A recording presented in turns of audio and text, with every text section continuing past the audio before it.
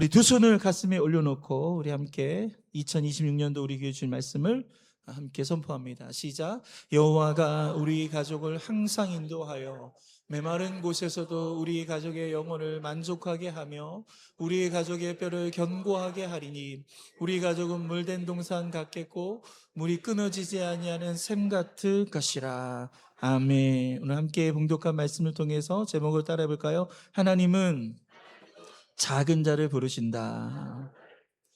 오늘 하나님의 귀한 은혜가 우리 가운데 함께 할 줄 믿습니다. 우리가 지난 6월 달부터 사무엘상 말씀을 중심으로 이 사무엘상 이스라엘의 역사를 이끌어갔던 중요한 인물들 한나와 그리고 사무엘, 그리고 이번 8월 달에는 사울의 이야기, 그리고 9월 달에 다윗의 이야기를 통해 하나님의 은혜를 나누기를 원합니다. 오늘 제목이 하나님은 작은 자를 부르시는 거예요. 세상은 늘 키가 큰 사람, 힘 있는 사람, 능력 있는 사람에게 관심을 갖지만 우리 하나님은 작고 연약하지만 오늘 하나님을 바라보는 사람, 오늘 하나님께 붙잡힌 사람을 통하여 하나님의 귀한 일을 이루심을 믿으시기를 바랍니다. 1981년부터 2000년까지 5선의 국회의원을 지낸 서석재 의원이라는 분이 계십니다. 근데 이분이 키가 굉장히 작으세요. 164cm입니다. 한 번은 이분이 국회에 나와서 연설을 하는데 갑자기 그 발언을 듣던 국회의장이 일어나더니 이 서석재 의원에게 이렇게 얘기합니다. 서 의원님, 일어나서 발언하세요. 그러는 거예요. 이분은 일어나서 얘기하고 있는데 의장석에 앉아 있는데 보니까 마치 앉아 있는 것 같아요. 그래서 일어나가지고 일어나서 발언하라. 그래서 이 서석재 의원이 국회의장을 째려보면서 이렇게 얘기했다고 합니다. 저 일어나서 말하고 있는데요. 그래서 이분이 키가 작다 보니까 이 키와 관련된 에피소드들이 참 많아요. 그리고 이렇게 주변에서 어렵게, 농담이지만 굉장히 마음을 어렵게 하는 이야기인데 그때마다 이 서석재 의원은요 이런 말을 했다고 합니다. 나폴레옹도 키가 작은데 그가 항상 말하기를 내 키는 땅에서 재면 작지만 하늘에서부터 재면 제가 작은지 크다. 나폴레옹이 이런 말을 했다는 거예요. 그래서 그 말을 인용하면서 이런 여러 가지 위기상을 극복했다고 합니다. 그래서 이분 별명이요, 작은 거인이에요. 키는 작지만 거인. 그래서 우리 한국 정치 역사에 큰 역할을 하셨는데요. 우리 미국 NBA 농구 선수 중에 앨런 아이버슨이라는 선수가 있습니다. 이 선수 키가 183cm예요. 미국 NBA 농구 선수 평균 키가 2m예요. 그러니까 2m에 한참 못 미치는 이 작은 키지만 이 장신들 사이에서 이 선수가요 무려 4번이나 득점 왕을 차지했고요. 2000년, 2001년 시즌 MVP를 수상했다고 합니다. 이분이 즐겨 사용하는 말이 있습니다. 우리 같이 한번 읽어볼까요? 시작. 농구는 신장으로 하는 것이 아니라 심장으로 하는 것이다. 그렇죠. 보통 이 농구라는 게 이 키라든지 팔 길이라든지 어떤 신체적 능력을 잘 활용해서 한다라고 생각합니다. 실제로 유용한 것도 사실입니다. 하지만 그 상황 속에서 키가 작고 좀 남들과 부족해 어떤 핸디캡을 갖고 있다 할지라도 심장과 그 투지, 어떤 그 열정, 그 어떤 마음을 가지고 있느냐에 따라서 그 결과가 달라진다는 것이 이 선수를 통해서 우리가 알 수 있습니다. 굉장히 멋진 표현 아닙니까? 여러분, 키가 작다고 위축되지 않았습니다. 여러분, 성경도 보면요, 작지만 큰 역할을 했던 예들이 많습니다. 여러분, 오병이의 기적을 보십시오. 수만 명이 모여있는 자리였어요. 먹을 것이 없습니다. 어디 가서 사 먹을 데도 없는 이런 상황, 굉장히 난감한데 예수님께서 제자들에게 이런 얘기했죠. 너희가 먹을 것을 주라고 합니다. 가진 것이 없는데 어떻게 줄까요? 그러다가 안드레가 한 어린아이의 작은 도시락을 받아왔어요. 여러분, 작은 도시락 학생용입니다. 이게 이 수만 명의 사람들 앞에서 무슨 소용이 있겠습니까? 그렇죠. 아무런 소용이 없단 말이에요. 그럼에도 불구하고 예수님께서 그 도시락을 축복하시고 기도했을 때, 그것을 나눠줬을 때 오늘 성경에 어떤 일이 벌어진지 얘기하고 있는데요. 우리 요한복음 6장 12절과 13절 말씀 같이 읽겠습니다. 시작. 그들이 배부른 후에 예수께서 제자들에게 이르시되 남은 조각을 거두고 버리는 것이 없게 하라 하시므로 이에 거두니 보리떡 5개로 먹고 남은 조각이 12바구니에 찼더라. 여러분, 이 수만 명의 사람이 배불리 먹었습니다. 그리고 남은 조각을 모아봤더니 12조각이 되는 놀라운 기적이 일어나게 되는 거죠. 우리 눈에 보기엔 보잘것없죠. 우리 보기엔 작아요. 연약하지만 여러분, 하나님 손에 들리면 그것을 통해 하나님의 놀라운 기적을 베푸신 것을 믿으시기를 바랍니다. 오늘 본문에도요, 자기 스스로를 작게 여겼기 때문에 이스라엘의 첫 번째 왕으로 세움을 받았던 그 사울 왕의 스토리, 그 사울 왕이 이스라엘의 역사에 등장하는 그 장면이 이 사무엘상 9장에 나오는데요. 이 이야기를 통해서 하나님께서 우리에게 주신 이 귀한 은혜를 함께 나누고자 합니다. 첫 번째는 바로 하나님은 작은 자를 들어 사용하신다는 거예요. 이것은 세상과 좀 다르죠. 여러분, 하나님은 큰 사람, 돈 많은 사람, 능력 많은 사람을 사용하는 것이 아닙니다. 우리가 생각할 때, 야, 저 사람 참 훌륭하다. 아, 저 사람은 참 리더가 되기에 충분해. 참 똑똑하고 배운 것도 많고 좋은 학교 나와서. 우리는 그렇게 생각해요. 우리는 나름대로 세상의 기준을 가지고 사람을 평가합니다. 여러분, 아까 나폴레옹 이야기처럼요, 여러분, 땅에서 키를 재면 작지만 하늘에서부터 재면요, 그 사람이 가장 큰 사람 되는 거 아니에요? 그래서 우리가 어떤 기준으로 보느냐에 따라 결과가 완전히 다른 거예요.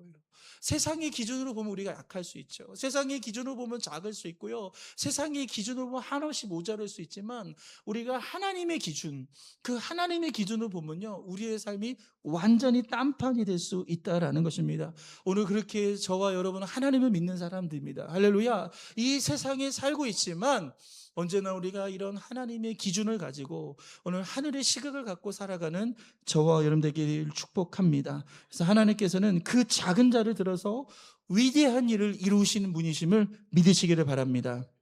우리 사무엘상 9장 21절 읽겠습니다. 시작. 사울이 대답하여 이르되 나는 이스라엘 지파의 가장 작은 지파 베냐민 사람이 아니니까 또 나의 가족은 베냐민 지파 모든 가족 중에 가장 미약하지 아니하나이까 당신이 어찌하여 내게 이같이 말씀하니까 하니.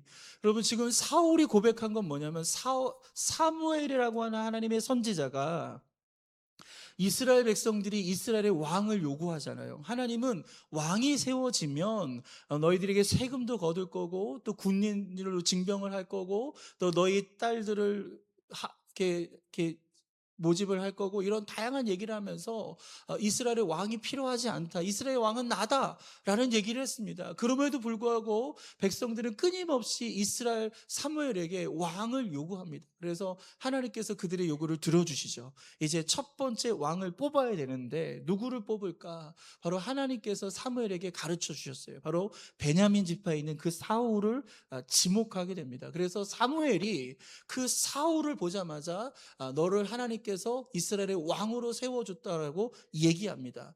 여러분, 이 얘기를 들었던 사울이 어떤 마음이었을까요?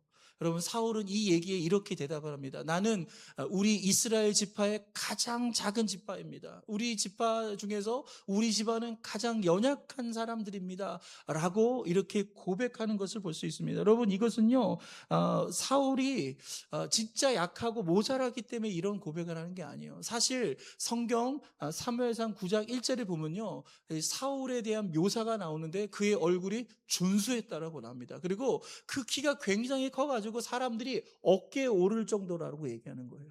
그러니까 어깨에 이를 정도로 키가 컸던 게 사울 왕이에요. 등치가 아주 좋죠. 그렇다면 여러분, 이 정도 외모에 이 정도 체격에 이런 좀 집안이라면 사무엘이 와서 하나님께서 당신을 이스라엘의 왕으로 세워줬습니다 라고 했다면, 아이고 제가 기다리고 있었습니다. 제가 왕이 되기 위해서 준비하고 있었습니다. 이렇게 대답해야 되는 게 정상인데 오늘 사울은 사무엘에게 그렇게 대답하지 않습니다.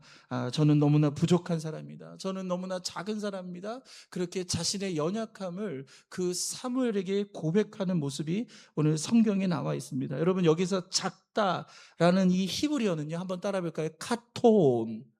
이 카톤이라는 것은 키가 작다라는 거예요. 그리고 어떤 영향력이나 지위가 낮다라는 거예요. 그리고 보잘것이 없다라는 그런 뜻을 갖고 있어요. 사울이 사무엘에게 자기 스스로와 자기 집안과 자기 지파를 소개할 때 뭐라고 하냐? 우리는 카톤입니다. 우리는 작고 낮고 보잘것 없는데 어떻게 저를 이스라엘의 왕으로 세웁니까? 라고 하면서 하나님 앞에서 자신을 철저하게 낮추는 보여주는 그 겸손의 고백을 하는 것을 볼 수 있습니다. 사랑하는 성도 여러분, 하나님께서는 어떤 사람을 축복하실까요? 어떤 사람에게 하나님의 일을 맡기실까요? 바로 자신의 연약함을 인정하고 하나님을 의지하는 사람이에요. 여러분, 이 사울의 고백이 참으로 귀한 믿음의 고백인 것을 믿으시길 바랍니다. 자신의 자금을 아는 사람만이 하나님의 크심을 의지하게 되는 거예요. 자신의 이 약함을 아는 사람만이 하나님의 능력을 구하게 되어 있습니다. 자신의 한계를 아는 사람만이 기도하게 되어 있습니다. 여러분, 이 작다라는 표현은요, 바로 자신의 한계나 그 약점이 도드라지는 그런 어떤 시기라는 거죠. 여러분, 우리가 인생을 살다 보면요, 잘 나갈 때가 있어요. 커질 때가 있어요. 뭔가 내가 대단하다라고 느껴질 때가 있습니다. 그런데 어느 한순간요, 굉장히 작게 느껴질 때가 있어요. 삶이 그렇지 않습니까? 그냥 잘 살다가 어느 날 갑자기 경제적인 어려움이 올 수 있어요. 질병의 위기를 당할 수가 있습니다. 자녀가 속을 썩일 수도 있습니다. 또 나이가 너무 많이 먹어서 연약해서 기억력도 사라지고 또 기력도 사라지고 뭔가 내가 제대로 어떤 것을 하지 못한다라고 스스로 생각할 때 여러분 어떤 마음이 들어요? 내가 작아졌다. 여러분 스스로 이렇게 작게 여겨질 때가 있습니다. 여러분 이럴 때 우리가 어떻게 해야 될까요? 여러분 신장이 아니라 심장으로 사셔야 돼요. 할렐루야. 여러분의 열정과 그 투지를 갖고 그 모든 어려움과 연약함을 이겨내기를 주님의 이름으로 축원드립니다. 오병이의 기적처럼 우리의 손에 가져 있는 그 어떤 것으로 살아가는 것이 아니라 연약하지만 작지만 우리의 삶을 주님께 드릴 때 주님이 우리의 삶을 딱 붙잡잖아요. 연약해도 쓰시는 거예요. 작아도 사용하시는 거예요. 우리가 부족함에도 하나님께서 채워주시고 우리를 축복하심을 믿으시길 바랍니다. 사울의 이야기가 바로 이런 이야기예요. 연약한 집안, 나는 작다라고 고백하는 그 사울을 통해서 하나님은 하나님의 계획과 그 섭리 안에서 그 작은 자도 귀하게 쓰임받을 수 있다는 그 위로와 소망을 우리 가운데 전해주고 있습니다. 두 번째는요, 바로 사울은 작은 일에 순종하는 사람이었다라는 것입니다. 여러분 왕이 되기 위해서 가장 중요한 건 뭐냐면 사무엘을 만나야 돼요. 그러니까 사무엘과 사울이 만나야 사무엘이 사울에게 왕으로 기름을 부을 수 있고 사울이 공식적으로 왕이 될 수 있습니다. 그때 사울이 사무엘을 만나기 위해서 만나게 된 그 계기가 무엇인지 아십니까? 여러분 사울이 왕이 되기 위해서 막 정치적인 그런 준비를 했던 것이 아닙니다. 여러분 사울이 사무엘을 만났던 얘기는요 굉장히 작은 사건 때문에 일어나요. 그것은 뭐냐면 이 사울 왕의 아버지가 기스인데 그 기스가 기르고 있었던 암나귀들을 그만 잃어버리게 되는 거예요. 그 암나귀들이 어디가 간지 모르는 거예요. 그 암나귀를 잃어버리자 그 아버지 기스가 아들이었던 사울에게 이렇게 부탁합니다. 우리 사무엘상 9장 3절과 4절을 읽겠습니다. 시작. 사울의 아버지 기스가 암나귀들을 잃고 그의 아들 사울에게 이르되 너는 일어나 한 사원을 데리고 가서 암나귀들을 찾으라 하매 그가 에브라임 산지와 살리사 땅으로 두루 다녀 보았으나 찾지 못하고 사할림 땅으로 두루 다녀 보았으나 그곳에는 없었고 베냐민 사람의 땅으로 두루 다녀 보았으나 찾지 못하니라. 사울의 아버지 기스가 그 사울에게 명령한 부탁한 내용이 무엇입니까? 그 잃어버린 암나귀들을 좀 찾아달라는 거예요. 여러분 이때 사울은요 핑계대지 않았습니다. 아버지 그 암나귀 내가 어디 간지 어떻게 알아요? 동서사방으로 흩어졌는데 내가 그 암나귀를 어떻게 찾아요? 이렇게 변명할 수 있습니다. 저 말고 다른 사람 시키세요. 이렇게 얘기할 수도 있는 거 아니겠습니까? 며칠 기다리면 저절로 돌아올 거예요. 이렇게 하면서 그냥 시간을 뭉갤 수도 있는 상황입니다. 그는 아버지가 명령하자 여러분 성경을 보니까요 즉시 한 사원과 함께 길을 나서게 되는 거예요. 그 아버지의 부탁을 거절하지 않아요. 아버지의 작은 부탁을 정말 성실하게 최선을 다해서 그것을 지키는 것을 볼 수 있습니다. 사무엘상 9장 4절을 보면요 사울은 에브라임 산지와 살리사 땅, 사할림 땅과 베냐민 지역을 두루 다녔다라고 얘기하는 거예요. 여러분, 이건 대충 그냥 신용만 한 게 아닙니다. 그냥 적당하게 시간 때우다가 한참 하고 아버지 찾아봤는데 없네요, 이렇게 얘기하고 싶은 게 아니에요. 진짜 찾아 나른 거예요. 진짜 성실하게 자신에게 맡겨진 그 상황을 최선을 다해 수행하고 있는 것입니다. 여러분, 이 지역에서 이 나귀를 찾는 건요, 마치 사막에서 바늘을 찾는 것 같은 상황이었지만 사울은 최선을 다합니다. 여러분, 사울이 지금 돌아다닌 이 지역들, 여러분 감이 안 오시죠? 여러분, 이 지역의 크기가 어느 정도냐면 서울 면적의 약 1.6배예요. 그 1.6배에 해당하는 것을 3일 동안 그 나귀를 찾아 돌아다니는데, 서울은 그래도 평지가 많잖아요. 이 지금 돌아다녔던 이곳은요, 산악 지역입니다. 계곡이 있는 지역이에요. 척박한 지역을 이 사울은요, 아버지의 부탁을 듣기 위해서 최선을 다하게 됩니다. 그런데 3일 동안 찾아도 결실을 보지 못하는 상황이 옵니다.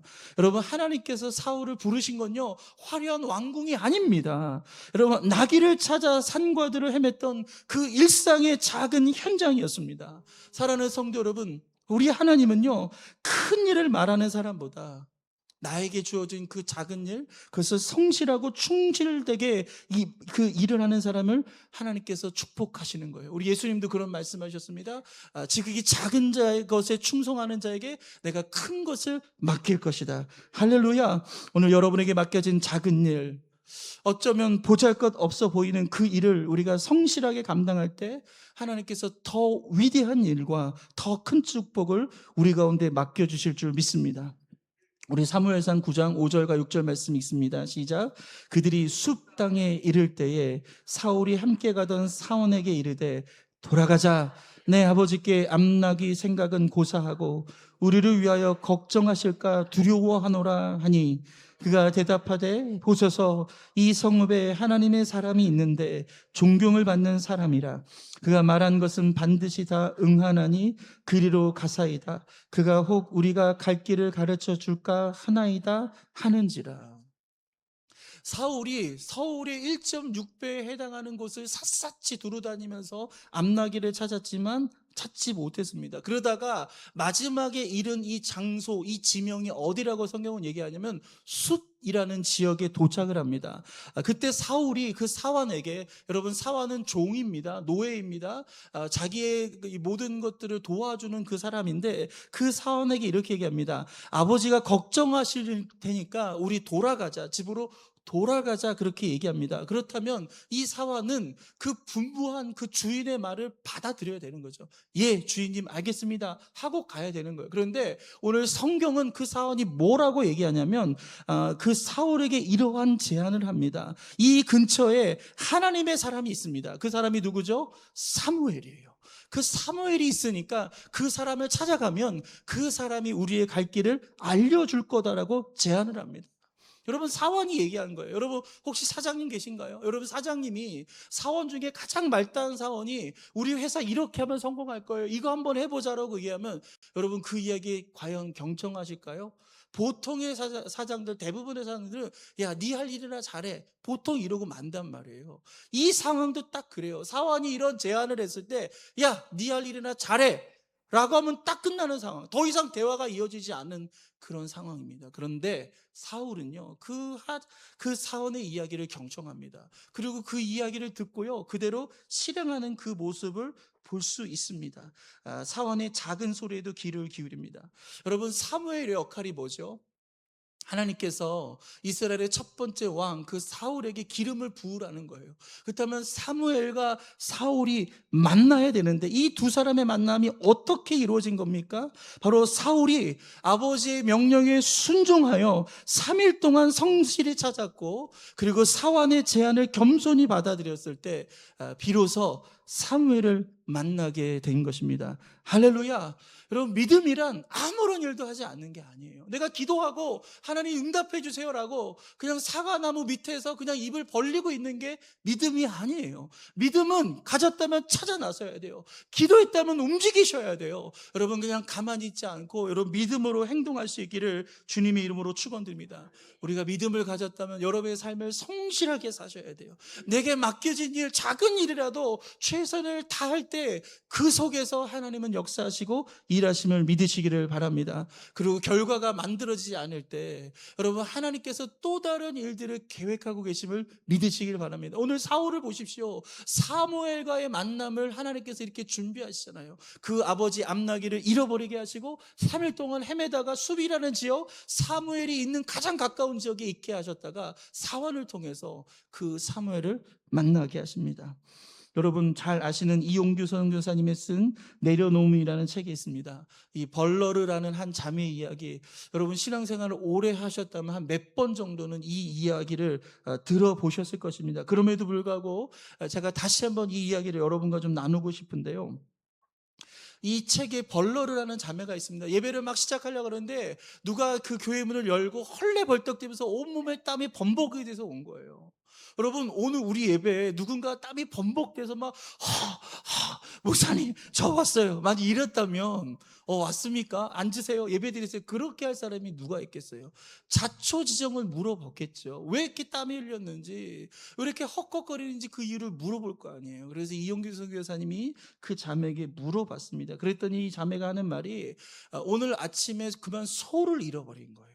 집에서 키우던 소를 잃어버렸는데 이 소는 이 집안의 전 재산이나 마찬가지입니다. 그래서 그 잃어버린 소를 찾아서 그냥 온 마을을 헤맸다는 거예요. 그런데 한참을 헤매는데 그만 예배 시간이 다가온 거예요. 여러분 갈등이 되지 않겠습니까? 소를 찾아야 되느냐, 내가 예배를 드려야 되느냐. 여러분 주일은요 다음에도 있어요. 다음 주일도 주일이 있고 그 다음 주일도 있단 말이에요. 그렇다면 다음 주일에 예배 드려도 돼. 지금은 빨리 잃어버린 소를 찾아. 내가 10개 찾았으니까 조금만 더 수색하고 또 조금만 더 찾으면 그 소 찾을 수 있을 거야. 그럴 수도 있는 상황이에요. 그렇지만 이 벌러르라는 자매는요, 소를 찾다가 더 이상 찾을 수 없어서 예배 시간이 가까우자 그는 소 찾는 거를 포기하고요, 하나님 앞에 예배를 온 거예요. 그래서 그 벌판을 가로지르며 뛰어와가지고 지금 이 교회에 온 거예요.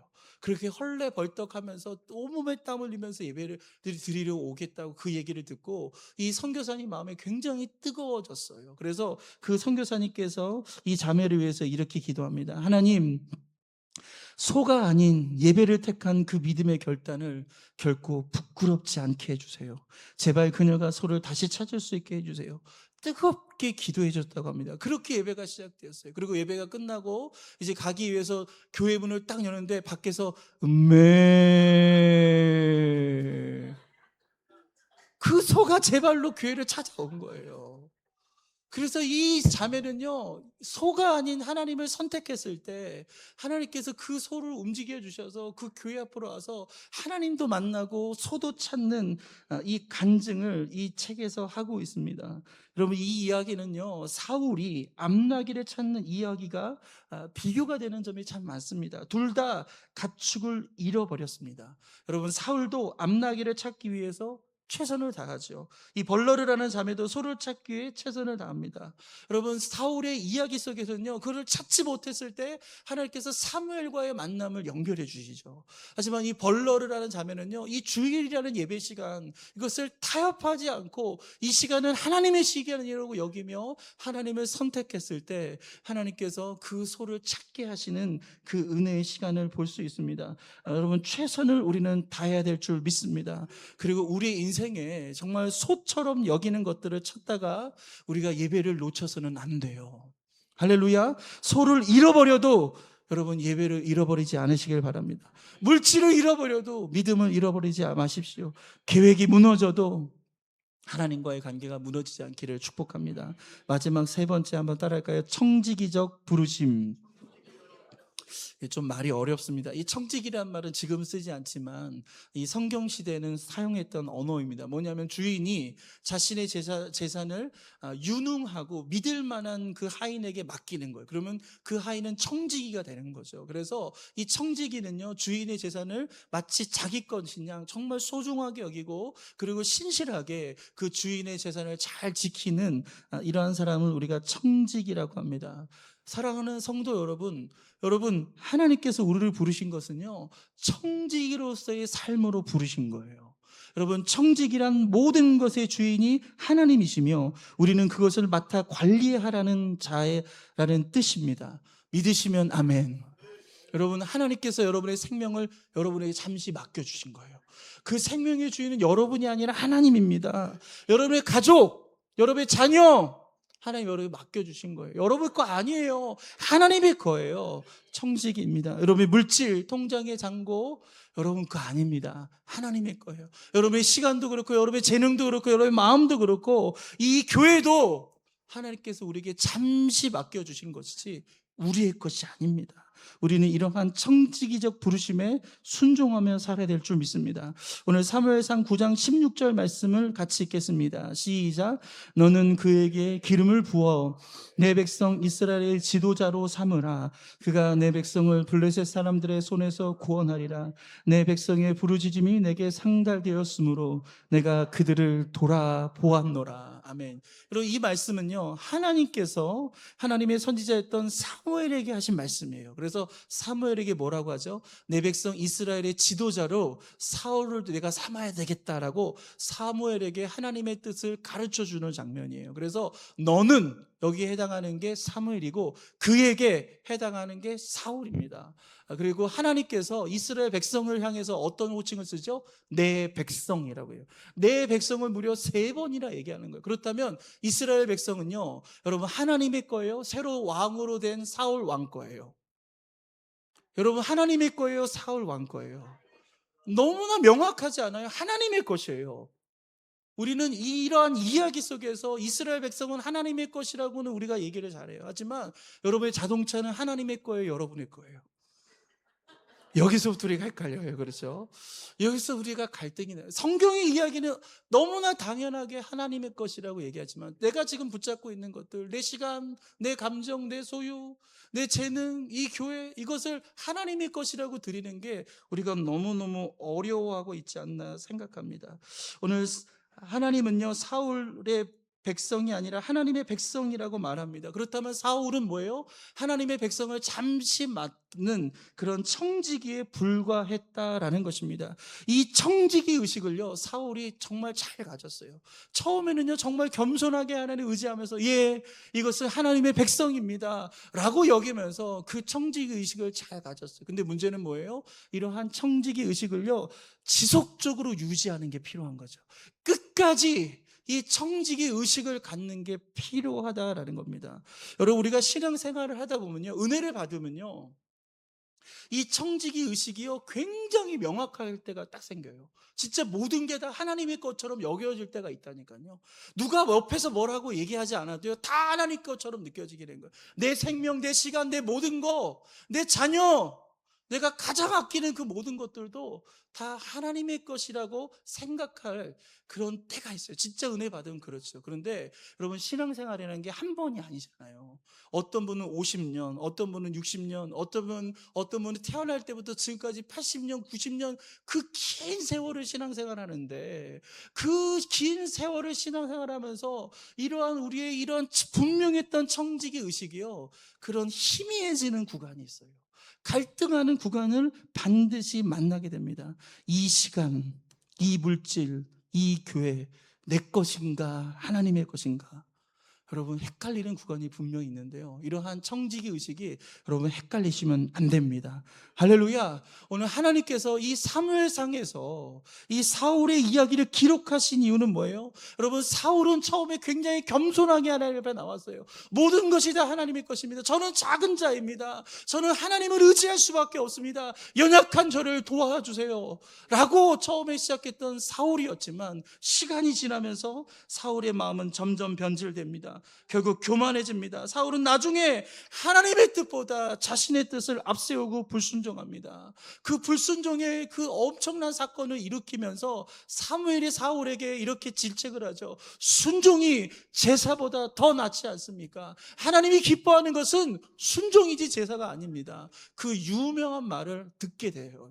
이것은 사무엘이 사울을 질책했던 말입니다. 그래서 사울이 그 사무엘 얘기를 듣자 여러분 사울은요 그 책망을 들었을 때 회개하는 듯 보였어요. 그렇지만 오늘 사무엘상 15장 30절에 보면요 그 사무엘의 본심이 드러나게 됩니다. 우리 같이 한번 읽어보겠습니다. 사무엘상 15장 30절입니다. 시작. 내가 범죄하였을지라도 이제 청하옵나오니 내 백성의 장로들 앞과 이스라엘 앞에서 나를 높이사. 지금 이 고백은 누구의 고백이에요? 사울의 고백이에요. 내가 범죄했을지라도 이제 청하옵나니 내 백성의, 이스라엘을 누구의 백성이라고 좀 사울이 고백하는 거예요? 자기 백성이라고 얘기하는 거예요. 아니잖아요. 하나님의 백성이잖아요. 청지기로 잠깐 맡은 자 아니깁니까? 근데 세월이 지나면서 이 청지기 의식을 그가 희미하게 여기고 그 의식을 놓치자 모든 것이 다 내 것이다. 그 모든 것보다 내 뜻을 앞세우면서 결국 교만해지게 되고 이런 질책을 받게 됩니다. 자 보세요. 내가 범죄하였을지라도 사울은 자신의 범죄를 인정한 거예요. 자신의 불순종을 인정한 거예요. 그런데 나중에 결론은 뭐예요? 이제 청하옵나니 내 백성의 장로들과 그 앞에 이스라엘 앞에서 나를 좀 높여주세요. 여러분 끝까지 사울 왕은요 자기 이름을 높임 받길 원하셨어요. 여러분 이것은 청지기적 의식이 아닙니다. 처음에 겸손함은 사라지고 그 마음이 변질된 것입니다. 사울의 몰락은 바로 이러한 청지기 의식을 잃어버린 데서 시작된 것입니다. 우리의 삶에도 이러한 청지기 의식이 확고히 자리 잡아야 하는 거예요. 내 소유, 내 시간, 내 건강, 내 자녀 모두 하나님께서 잠시 맡겨주신 것입니다. 믿으시면 아멘. 여러분 이러한 신앙을 우리가 분명하게 할 때 하나님 우리를 축복하시고 우리 길을 열어주시는 거예요. 아브라함 카이프라고 하는 신학자가 이렇게 얘기합니다. 우리 같이 함께 읽겠습니다. 시작. 우리의 삶의 전 영역 가운데 그리스도께서 내 것이라고 선언하지 않으시는 곳은 단 한 곳도 없다. 여러분 신약학자예요. 신약학자가 전체 신학을 다 통찰하면서 내린 그 결론이 뭐냐면 우리의 삶의 전 영역, 우리가 가진 그 모든 것 다 그리스도의 것이다라고 오늘 이렇게 고백하고 있습니다. 내 재능과 직분도 주님의 거예요. 내 자녀도 내 소유가 아니라 하나님께서 맡기신 생명입니다. 이 교회 여러분이 피땀 흘려서 만들고 세우셨죠. 하지만 이 교회 여러분 거 아니에요. 하나님의 것입니다. 우리에게 잠시 하나님께서 맡겨주셨어요. 여러분 평생 이 교회를 여러분의 주인으로 삼을 수 없잖아요. 여러분 우리가 하나님께서 우리에게 맡겨진 그 구간만큼 그 시간만큼 정말 우리가 이 청지기 의식을 갖고 하나님의 부르심 앞에 나갈 수 있기를 바랍니다. 오스왈드 챔버스 목사님은 부르심에 대해 이런 말합니다. 같이 읽겠습니다. 시작. 하나님의 부르심은 특별한 몇 사람에게 주어지신 것이 아니라 모든 사람에게 주어져. 오늘 설교 제목이 작은 자를 부르시는 하나님이에요. 부르셨다. 하나님이 누구를 부르셨다? 특별한 사람만 부르셨겠지. 뭐 주의 종이라든지 선교사라든지 어떤 특별한 일을 위해서 부르셨겠지. 나같이 평범한 사람 부르실까? 아닙니다. 오스왈드 챔버스 목사님 뭐라고 합니까? 예수 믿는 모든 사람을 향해서 우리 하나님은 다 불러주셨다라고 얘기하는 거예요. 여러분 부모가 자녀를 믿음으로 양육하는 것도 부르심이에요.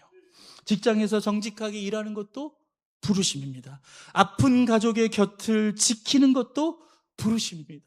우리 주변에 상처받은 사람 얼마나 많아요. 그 상처받은 사람들의 이야기를 들어주고 그 마음을 헤아리는 것도 부르심입니다. 아무도 보이지 않는 곳에서 교회를 위해 헌신하는 것도 부르심이에요. 여러분 주일날 예배가 끝나면 여러분 다 집으로 돌아가지만 남아서 교회를 청소하고 그렇게 쓰레기를 줍고 모으는 분들이 계셔요. 그리고 월요일 아침이 되면 그 모은 쓰레기를 또 뒤적거려가지고 분리수거를 해가지고 그렇게 분리수거장에 막 이렇게 내려놓는 사람이 있어요. 제가 오고 가면서 다 봐요. 여러분 아무도 관심 갖지 않고 아무도 모르는 것 같지만 하나님은 알고 계시는 거예요. 하나님께서 정말 부르심의 그 자리에 순종하는 그 모든 것을 우리 하나님은 알고 계십니다. 말씀을 맺겠습니다. 사울은 암나기를 잃어버렸지만 그 상실을 통해 사무엘을 만나게 되었어요.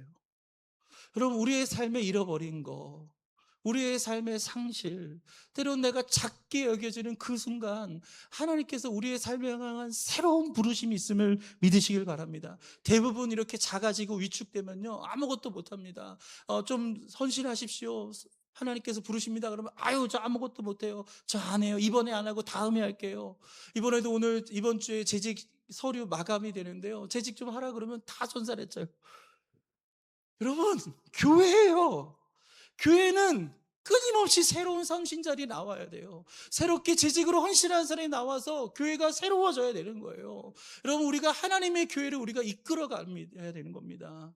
여러분 내 교회가 아니라 하나님의 교회에게 우리가 정말 이 교회를 사랑하고 이 교회를 위해 헌신을 다하는 저와 여러분 되기를 주님의 이름으로 축원드립니다. 그래서 참된 믿음은 무엇인가 잃었을 때 낙심하여 포기하는 것도 아니고 무언가 크게 얻었을 때 내 능력인 양 교만해지는 것이 아니에요. 여러분 인생에서 정말 중요한 것은요, 경청하십시오. 무엇을 잃고 무엇을 얻었느냐 보다도요, 그 잃어버리고 얻는 과정에서 내가 어떤 사람이 되었느냐, 이것이 가장 중요한 거예요. 그렇다면 여러분은 지금 어떤 사람입니까? 지금 여러분은 어떤 사람이 되어가고 있죠? 그 상실 속에, 그 문제 속에, 그 질병 속에, 인생에 찾아온 위기 속에 여러분은 어떤 사람이 되고 있습니까? 여러분 어떤 사람은요, 잃어버려서 하나님을 놓치는 사람이 있습니다. 하지만 잃어버려서 하나님을 찾는 사람이 있어요. 상실 때문에 하나님을 떠나는 사람이 있지만 또 그 상실 때문에 하나님 앞에 나가는 사람이 있습니다. 실패했을 때 하나님을 떠나는 사람이 있고 하나님을 더 붙잡는 사람이 있어요. 작아졌을 때 하나님을 떠나는 사람이 있지만 하나님을 더 붙잡는 사람이 있습니다. 오늘 우리의 연약함, 우리의 상실, 우리의 작아짐 속에서 오늘 오병이어의 도시락을 주님께 내어드린 것처럼 우리가 작다라고 여겨질 이 순간, 우리 교회가 작습니까? 만약 여러분이 작다라고 여기실 때 이 교회를 하나님 손에 우리가 의탁하며 나갈 때 하나님께서는 위대한 일들을 이루실 줄 믿으시기를 바랍니다. 이것이 하나님의 방법이고 이것이 하나님의 부르심이에요. 오늘 저와 여러분 한 사람 한 사람 향한 그 하나님의 부르심 앞에 우리가 아멘으로 순종할 수 있기를 주님의 이름으로 축원드립니다.